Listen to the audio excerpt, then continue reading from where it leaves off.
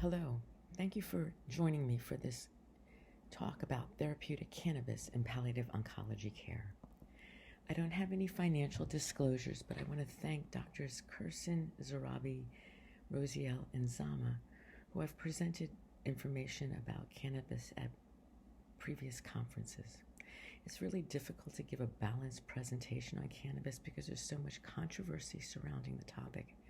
Please know that I am not advocating for cannabis use, just trying to present some information that may be helpful to you. The terms medical marijuana, therapeutic cannabis, and medical cannabis will all be used, and there's no difference meant in this use. So in this presentation, I'm going to discuss the use of cannabis among individuals with cancer, the efficacy for selected symptoms, the risks associated with cannabis use, and the important elements we should consider when we're discussing cannabis use with our patients. So I want to start with a question. Should we consider therapeutic cannabis as an option for this patient? It's a 45-year-old woman recently diagnosed with non-small cell lung cancer who presents for treatment to include immunotherapy. She's got premorbid anxiety on chronic benzodiazepines, premorbid chronic low back pain on chronic opioid therapy. She requests therapeutic cannabis to treat anxiety and insomnia. So bookmark this and we'll come back at the end and see what your answer is now versus then.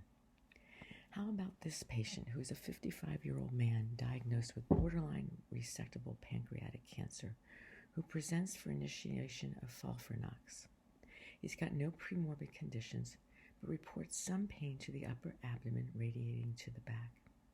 He prefers to avoid opioid medications and requests therapeutic cannabis to treat pain and reports it's been known to help with nerve pain from chemotherapy, according to reports on the internet. So cannabis has been used for centuries. Some of the first written documentation was in 2727 BC in China from an emperor who used it for medical conditions. There's writings from Rome and Greece in terms of its use for medical conditions.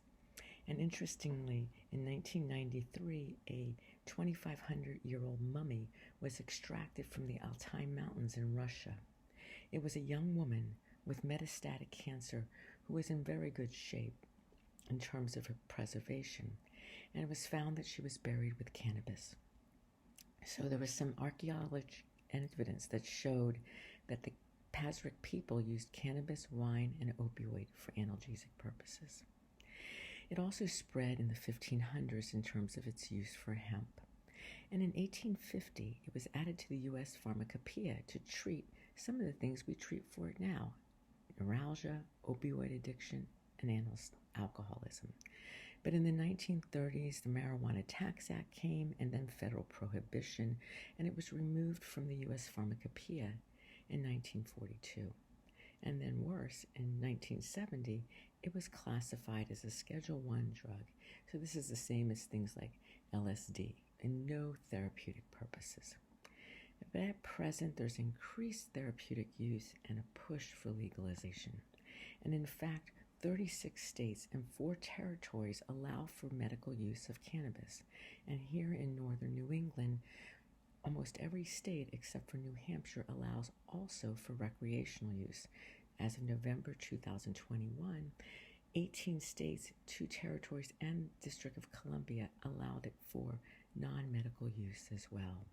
And as you can see, compared to 1969, where only 12% of Americans supported legalization, we now have 67%.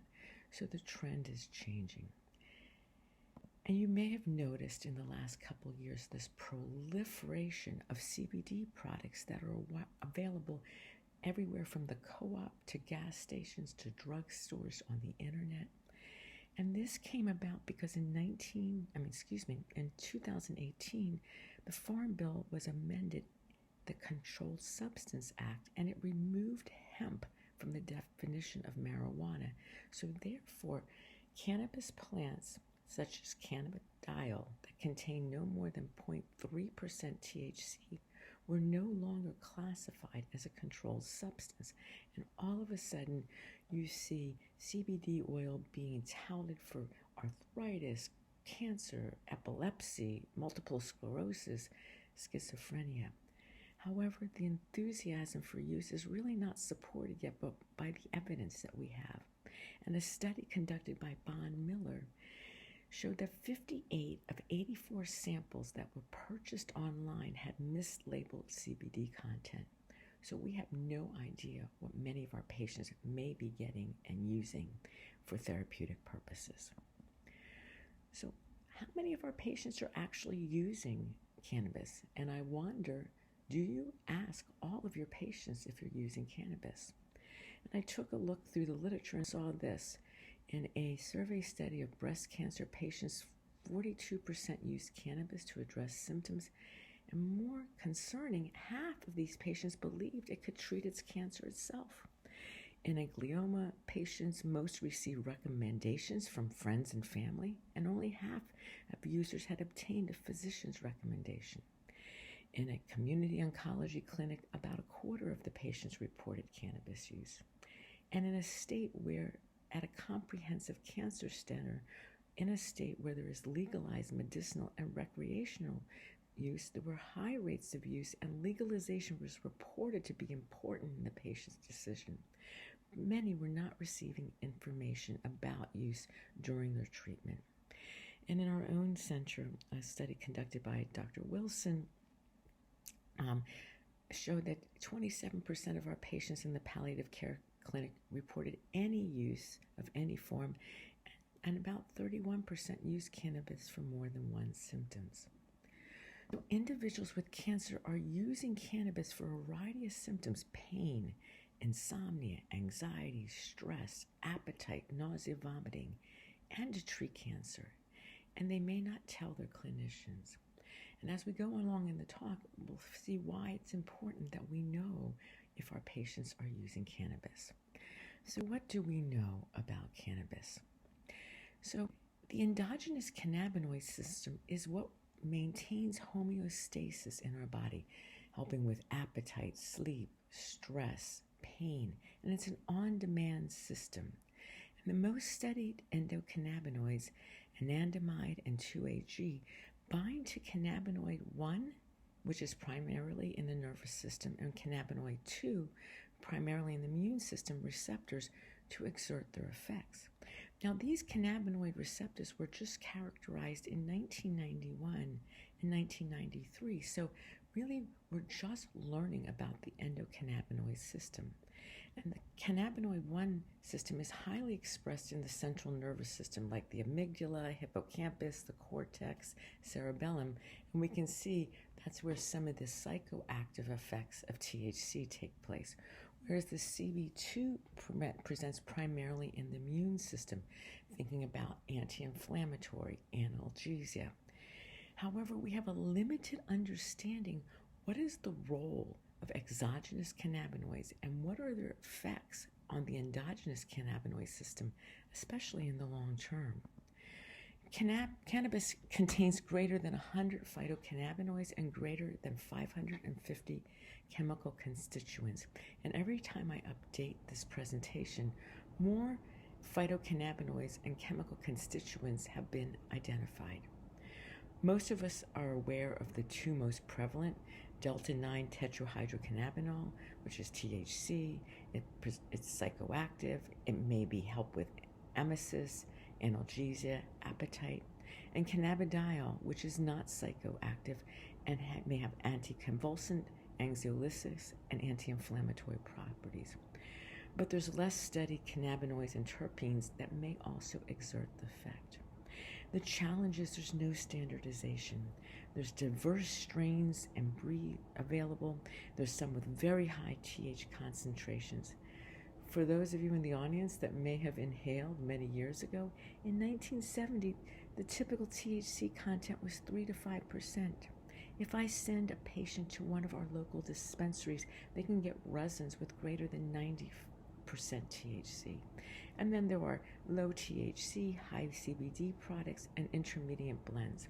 You'll hear patients come in and talk about, oh no, I take cannabis sativa during the daytime because it's exciting and it elevates, and I take cannabis indica at night to relax and sleep. But again, there's no standardization, so we really don't know exactly what our patients are using. There's 3 pharmaceutical products available in the U.S. Dronabinol, which came about in 1985 for appetite loss in HIV, and also now approved for chemotherapy-induced nausea and vomiting. The same with Nabilone.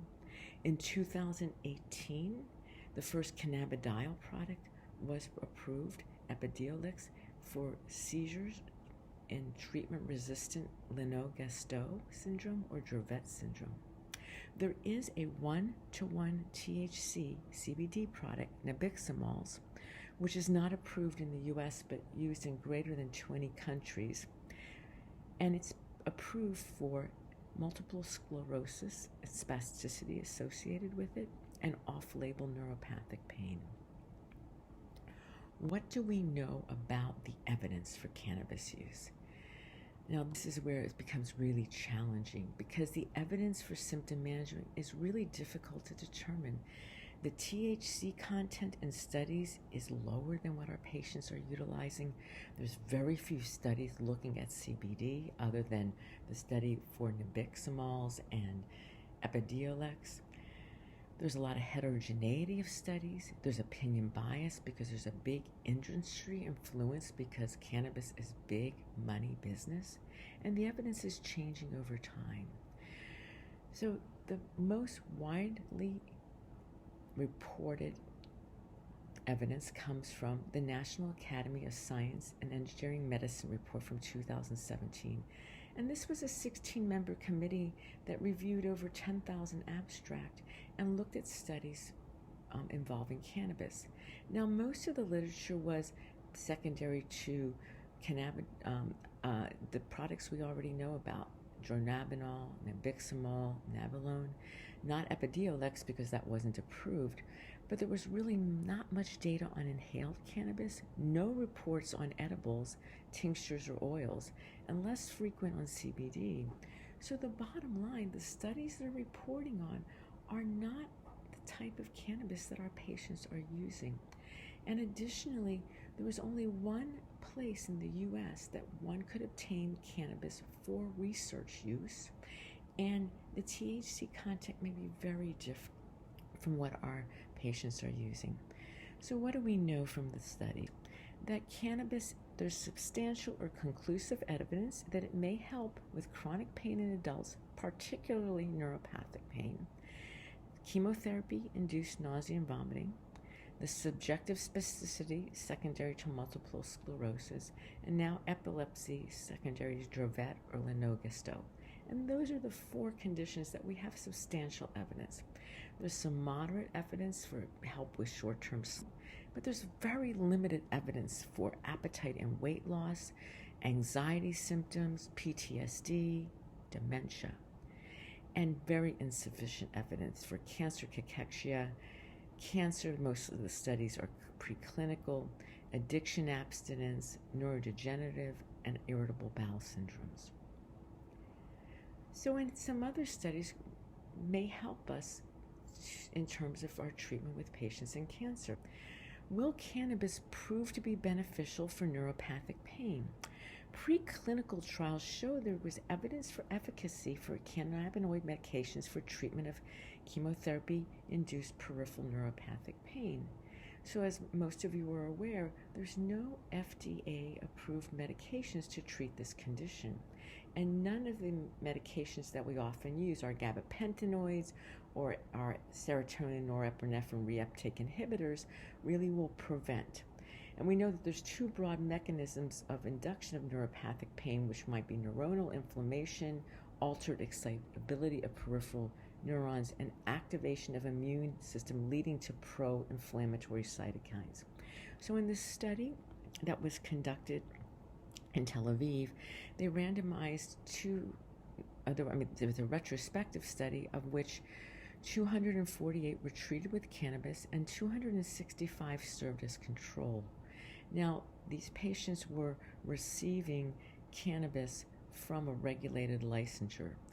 And what they saw that the protective effect of cannabis was more pronounced in cannabis first compared to oxaliplatin first patients, but there was a significant difference in anyone who used cannabis and controls. And also, there was a difference in the median oxaliplatin doses were higher in the cannabis first. Again, this is one study, it's one small study, it's not a randomized controlled study, but it's interesting because at present we don't have any really effective medications to treat chemotherapy-induced peripheral neuropathic pain. Now, will cannabis emerge as a potential treatment for cancer? Right now there's extensive research on the anti-neoplastic effects of cannabis, but in humans, most of the evidence is anecdotal, but it's been looked at in terms of glioblastoma, non-small cell lung cancer, melanoma, breast cancer, pancreatic cancer, prostate cancer, multiple myeloma. And there's a large body of research that shows there may be anti-proliferative effects of cannabinoids. But again, most of this is preclinical. Right now, in terms of clinical trials, there's 48 that were registered between 2002 and 2019. Many of them were early trials, phase 1, phase 2. Again, some positive preclinical results. And then many of you have probably seen the study that looked at 1-to-1 THC CBD nabiximols and dose-intensive Temzar for recurrent GBM. And in this trial, which was very small, you saw that in the nabiximol treated patient, which was 12, there was an 83% survival at 1 year. In the placebo, 44%. The average survival in the nabiximols was 21 months versus 12 months in the placebo. Again, it's a small trial, but our patients are reading about this, and our patients are treating their cancer with cannabis. You'll have patients that may tell you you're using RSO. This is Rick Simpson oil. If you go to the websites and look, this is someone who has claimed they've treated themselves for cancer, and our patients are reading about this and potentially treating, so we should know about it. Now, CBD may have some efficacy for symptoms such as anxiety, insomnia, addiction, and mood, but again, there's a lack of studies. There's few human studies in terms of anxiety. The one was in healthy males with social anxiety disorder, and the study was conducted looking at anxiety secondary to presentations. There's some anecdotal evidence in terms of sleep disturbances, addiction, psychosis, but again, the evidence is lacking, but our patients are experimenting with the use for these conditions. What are the potential harms or risks? Because we might say, okay, my patient's using it, it's a plant, I'm not really that worried. Well, we know the common side effects secondary mostly to THC use, which is drowsy, tachycardia, hypotension, dizziness, mental clouding, confusion, nausea, fatigue, and one that people to present to the ER with, which is cannabis hyperemesis syndrome, which is interesting because many of our patients may be using cannabis for nausea, but in this syndrome, people have hyperemesis. It's relieved by hot showers, and it ceases when people stop using. What are the potential harms? We worry about potential prenatal developmental changes in terms of cognitive deficits, learning disabilities, in terms of developmental changes in adolescence, in terms of intellectual, motivational, maturational. Will these persist after someone stops? I think those studies are still in progress.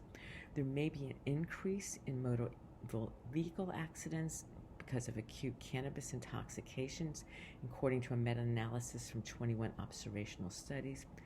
Mixed effects in blood pressure with some limited evidence that could this trigger an MI, CVA, or exacerbation of COPD.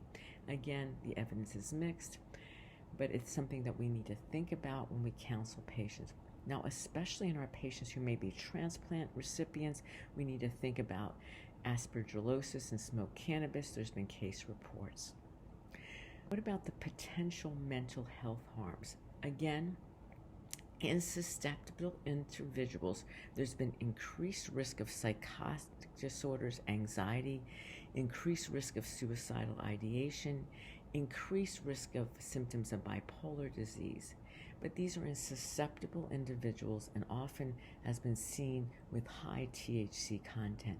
Now, if your patients are using cannabis on a regular basis with higher THC content and then come into the hospital, in a hospital that does not allow for them to bring cannabis in, they may go through withdrawal symptoms, and about 50% go through withdrawal, which could be sleep problems, nightmares, irritability, nausea, or rebound of the symptom they were treating.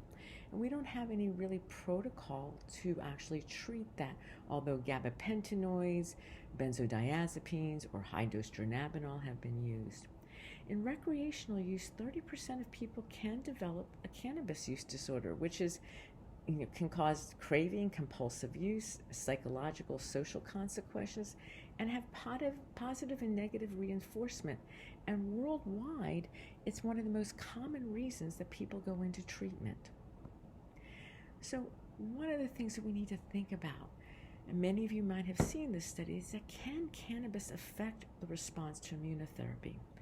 And in a retrospective analysis, this is both done in Tel Aviv, the use of cannabis during immunotherapy impacted the response rate to nivolumab, and it decreased the response rate. Now, although it didn't affect progression-free survival or overall survival, it decreased the response rate. And cannabis consumption used by patients during immunotherapy in a follow-up trial showed that in this prospective study, those using cannabis, there was a decreased time to tumor progression overall. Interestingly, though, there was reduced immune-related adverse events. Now, this is really interesting because, when we think about cannabinoids and the cannabinoid 2 receptor with the immune, is this immunotherapy, is there an interaction? And it may reduce the adverse events, but it also may reduce the efficacy.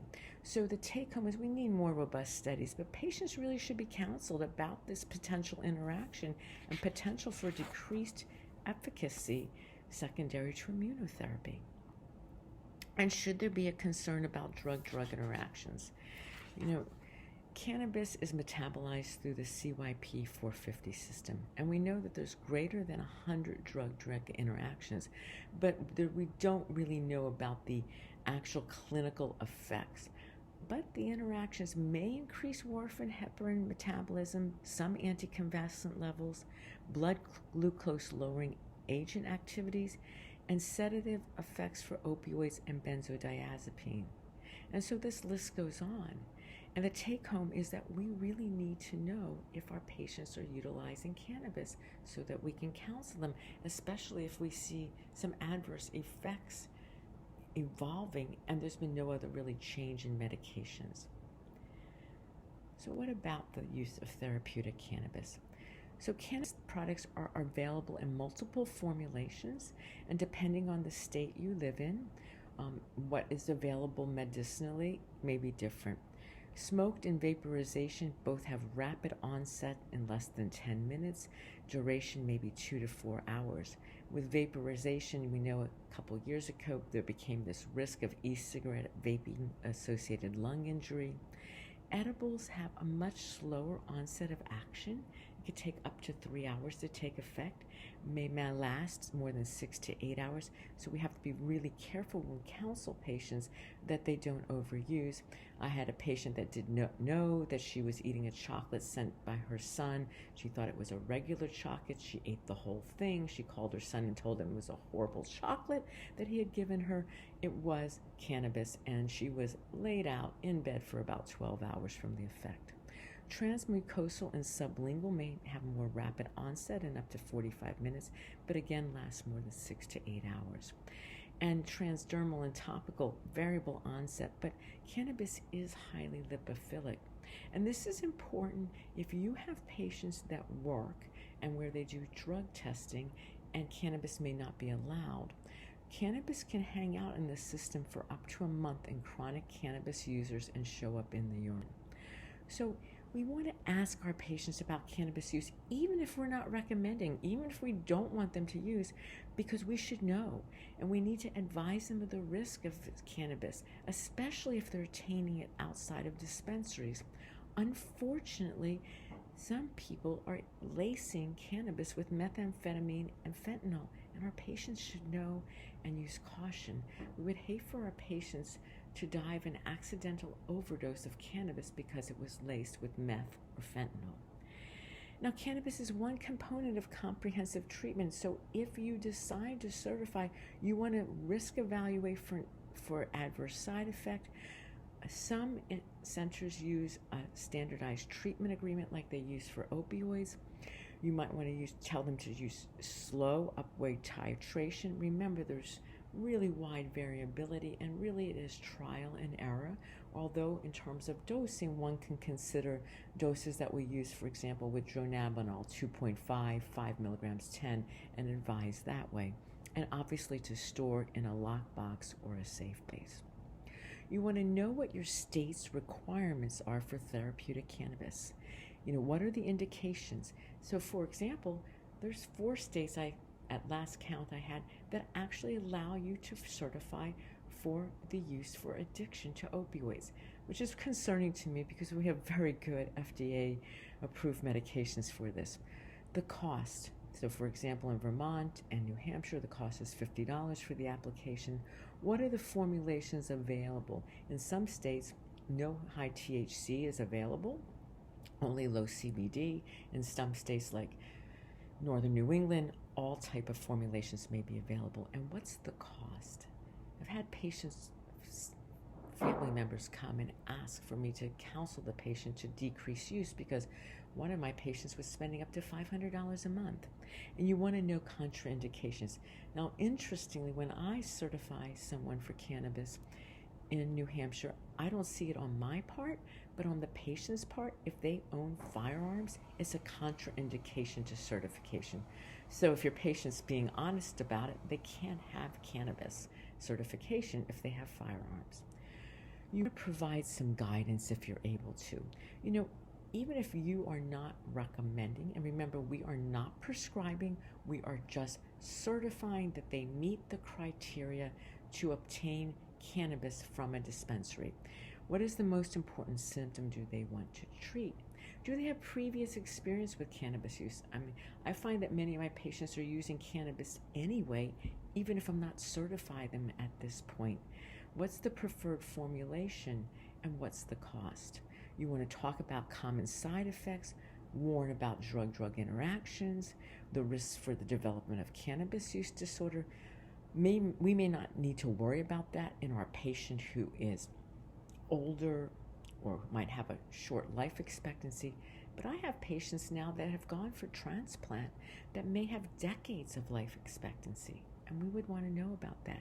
Liabilities in terms of their jobs, some may not allow cannabis use. Now, interesting, there was a court case recently in New Hampshire where a patient was discharged from their job because of cannabis use they were using for PTSD, and an accommodation was then allowed. And then obviously driving in heavy equipment, I tell my patients if they're using high THC content not to drive, and safe storage. So let's go back to this case. Should we consider cannabis for an option for this patient who's going to have immunotherapy, anxiety, and wants it for insomnia? Probably not, because she doesn't really meet the criteria, at least in my state of New Hampshire. And I worry, is she going to have a decreased response to immunotherapy? I have FDA-approved medications for these indications. What about the person that wants to use it for borderline resectable pancreatic cancer and the potential nerve pain from chemotherapy-induced peripheral neuropathic pain? Possibly, because it may be helpful for neuropathic pain, and who knows, it may provide benefit for chemotherapy-induced peripheral neuropathic pain. So finally, I want to say that I am not advocating for cannabis use, but our patients are using it, so we should be knowledgeable that if they're using it and be able to counsel them. Contact information is here. I welcome you to email me if you have any questions, and thank you for listening to this presentation.